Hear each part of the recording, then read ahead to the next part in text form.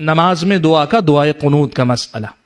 دعائے قنوت کے سلسلے میں لوگ بہت زیادہ افراد کا شکار ہیں.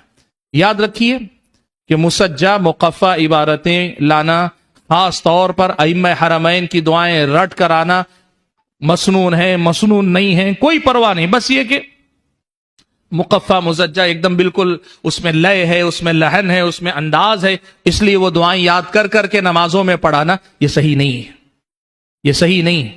دعا کے آداب ہیں، اور آپ کو معلوم ہے دعا میں ایک چیز ہے جس سے منع کیا، اعتداء فی الدعاء، دعا میں حد سے تجاوز کرنے سے منع کیا گیا. اور اہل علم نے اعتداء فی الدعاء کی شکلوں میں یہ بھی داخل کیا ہے کہ آدمی مقفع مسجع عبارتوں کو بتکلف لانے کی کوشش کرے.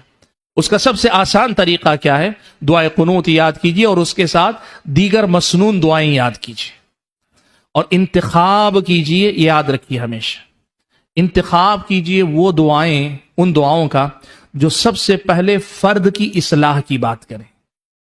آپ کو معلوم ہے یہاں بھی وہ جو سیاسی ذہن ہے تحریکیت کا، ہماری دعاؤں میں بھی اس کا اثر ہے. پوری دعا شروع سے آخر تک ملت اسلامیہ کے احوال پہ دعا کرتے ہیں، کبھی اپنے نفس کی اصلاح کی آدمی دعا نہیں کرتا ہے.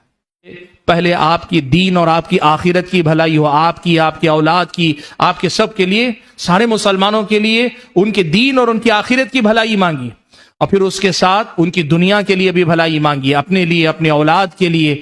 ربنا آتنا فی الدنیا حسنہ وفی الآخرۃ حسنہ وقنا عذاب النار.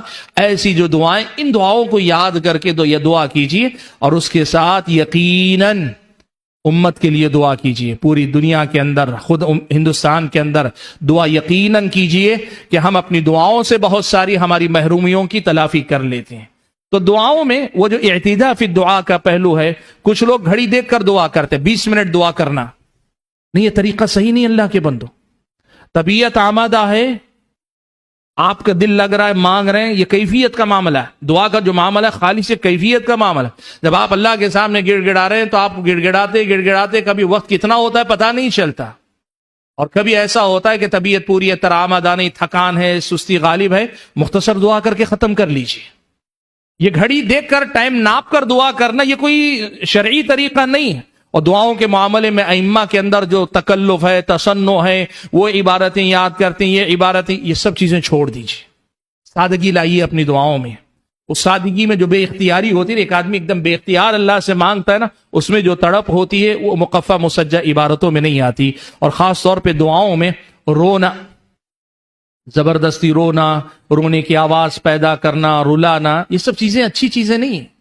رونا وہ ہے جو خود بخود آئے، اور زیادہ اچھا رونا وہ ہے جو تنہائی میں آئے. جماعت میں آپ روتے ہیں تو آپ کو سب سے زیادہ فکر کرنی چاہیے، پتہ نہیں اس میں ریاکاری کتنی داخل ہو جائے. بے اختیار کبھی آ جاتا ہے، کسی کو بھی آ سکتا ہے کبھی بھی، اس کی بات نہیں کر رہا ہوں.